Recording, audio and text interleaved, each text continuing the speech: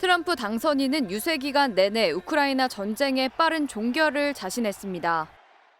If I'm president, I will have that war settled in one day, 24 hours. 지금까지 미국이 우크라이나 지원에 사용한 돈은 200조 원 이상으로 알려졌는데 트럼프는 미국이 손해를 보고 있다는 입장입니다. 때문에 우크라이나에는 협상에 나서야만 무기 지원을 하고 러시아에는 협상하지 않으면 우크라이나에 대한 무기 지원을 늘리겠다고 압박한다는 보관입니다. Це краще, ніж відсутність допомоги взагалі.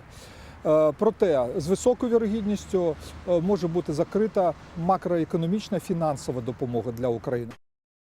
우크라이나는 즉각 트럼프 당선인에게 축하 메시지를 보내 지원을 강조했습니다. Я вітаю із цією перемогою, сильною Україною, сильними союзниками. Ми в цьому році говорили вже з президентом Трампом міцнішої співпраці. 반면 러시아는 냉랭합니다. 크렘린궁 대변인은 푸틴 대통령은 도널드 트럼프 대통령의 대선 승리에 대해 축하할 계획이 없다고 밝혔습니다. 유럽 정상들도 우크라이나 지원을 두고 두 쪽으로 갈라질 조짐을 보이면서 트럼프의 장담이 현실화될지 미지수입니다. 整整4年过去，董王如闪电般归来。闪电般归来的董王会做出些什么？全世界都在屏气凝神。 트럼프 미국 대통령 당선인을 둥앙이라고 부르는 중국 SNS 영상입니다. 둥앙은 무엇이든 아는 체 하는 사람이라는 뜻인데 트럼프를 좋아하는 중국인들이 즐겨 부르는 별명입니다. 트럼프 재집권을 기대하는 분위기가 중국 내에서 적지 않았다는 것을 알 수 있습니다. 하지만 중국 정부는 돌아온 트럼프를 긴장하는 분위기입니다. 시진핑 중국 국가주석이 트럼프에게 보낸 축전에 싸우면 모두 다친다는 내용을 넣은 게 단적인 예입니다.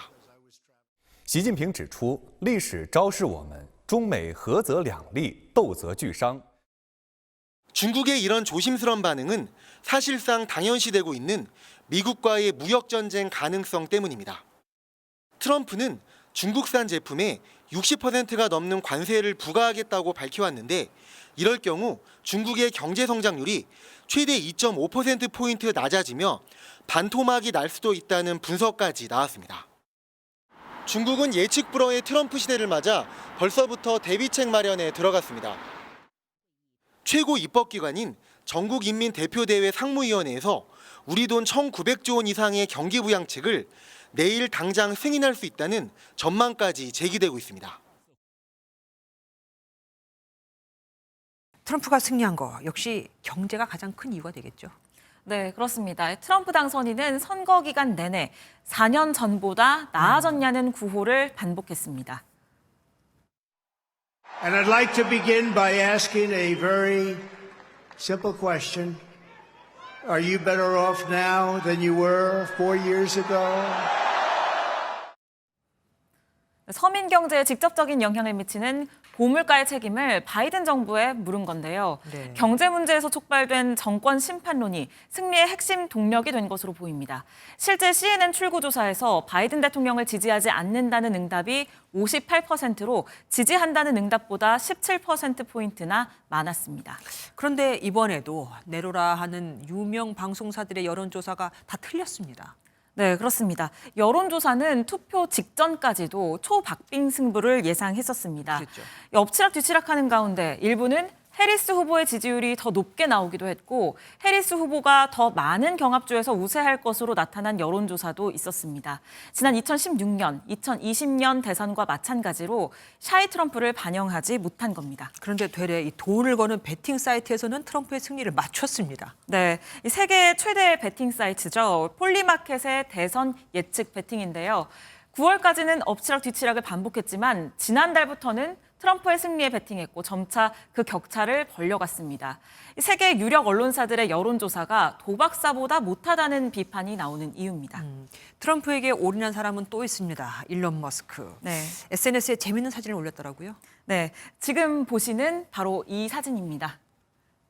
트럼프의 당선 가능성이 커지자 백악관 집무실에 싱크대를 들고 가는 사진을 올렸는데요. 네. 실제는 아니고 합성입니다. 트럼프 인수 당시 싱크대를 들고 트위터 본사로 들어간 자신의 모습과 백악관 집무실을 합성한 밈입니다.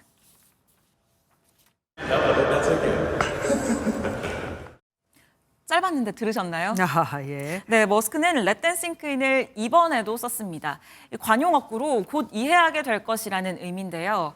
트럼프가 백악관의 새 주인이 됐음을 암시한 겁니다. 그런가 하면 입고 있는 옷으로 주목을 받은 사람들도 있었습니다. 네, 맞습니다. 트럼프 당선인의 장녀 이반카 트럼프와 바이든 대통령의 부인 질 바이든 여사입니다. 미국 정치에서 패션은 곧 메시지로 통합니다. 그렇죠. 네, 이반카가 트럼프 당선인의 승리 선언식에 민주당을 상징하는 파란색 정장을 입고 등장한 겁니다.